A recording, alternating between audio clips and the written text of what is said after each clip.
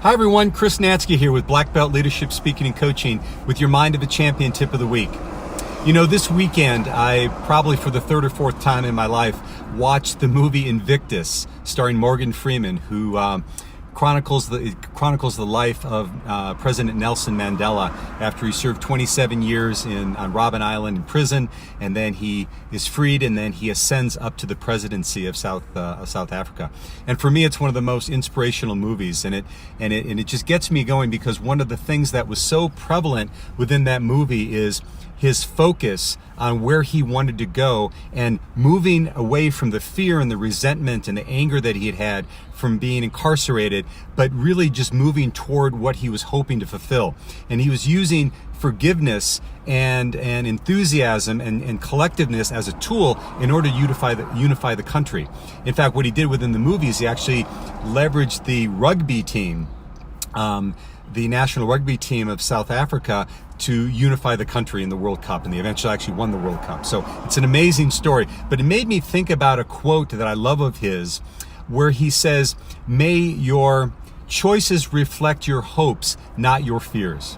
Let me say that again. May your choices reflect your hopes, not your fears. So what he was doing in this movie, and what I've recollected in his lifetime, is he was allowing his hopes for what he wanted to create in his country to dictate the action he was taking, and not the fear and resentment that he held from the past. So it got me really thinking about how I'm showing up personally. Am I allowing my hopes and fears to drive my behaviors and my actions, or am I getting held back because of the fears of failure, the fears of what people might think, or all that kind of stuff? And so anyway, it got me thinking also that oftentimes the things that we teach are the things we most need to learn. So when I'm doing my keynote talks, one of the things that I always share with audiences toward the end when we talk about taking inspired action is this study that was done back years ago at UCLA by a man by the name of Professor Robert Leahy. And what Dr. Leahy did is he brought this group of people together, and he said, I want you to list in detail all the things that you are concerned or worried about happening in the upcoming month. What's going to happen in your professional career, in your relationships, your finances, etc. And he said, hold nothing back, just list everything that you are concerned about happening. Well, what he did then is he had everyone leave, and they went off and lived their life, and they came back in about 32 days, and this is what they reported back to him. 85% of the things that they worried about never happened. 85%.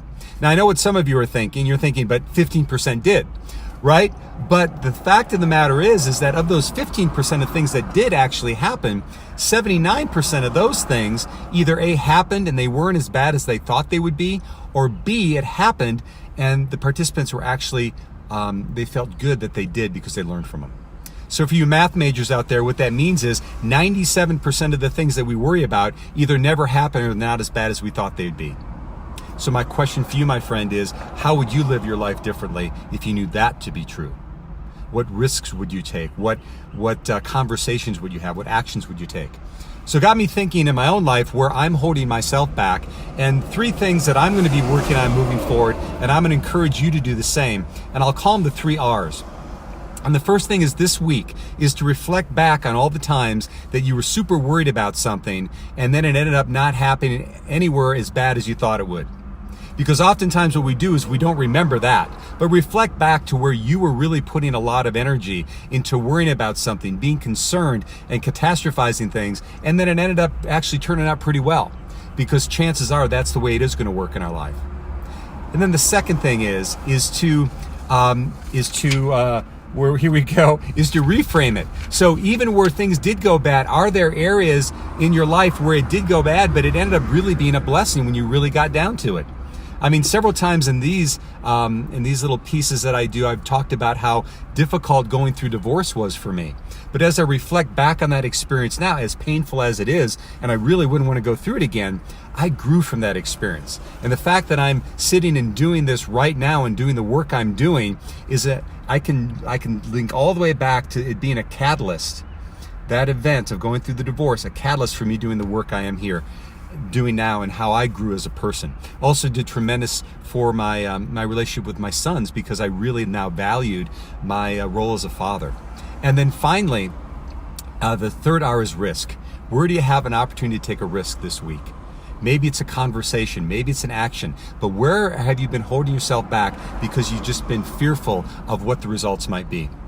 You know, I read years ago this study about hospice workers, these amazing people that help people, you know, that are sick transition into death. And what they'll routinely say is that people who are on their deathbeds won't speak about the regrets they had for the things that they did, the mistakes they made. What they regret most are the things that they didn't do, the risks they didn't take. So my question for you this week is, where do you have an opportunity to take a risk? Even when the fear is there. It's like they say, you know, courage isn't the absence of fear, it's having the fear and doing it anyway. So I encourage all of us this week to do something that gets us a little scared, takes us out of our comfort zone. Because what we're going to find is when we make that choice, even though we may be nervous, we do it in focusing on our hope versus our fears, and that's where the magic happens. So this has been Chris Natsky with the Black Belt Leadership from Black Belt Leadership Speaking and Coaching with your Mind of a Champion tip of the week. If you found value from this, please be sure to comment, like, and share, and we'll see you next time. Thanks.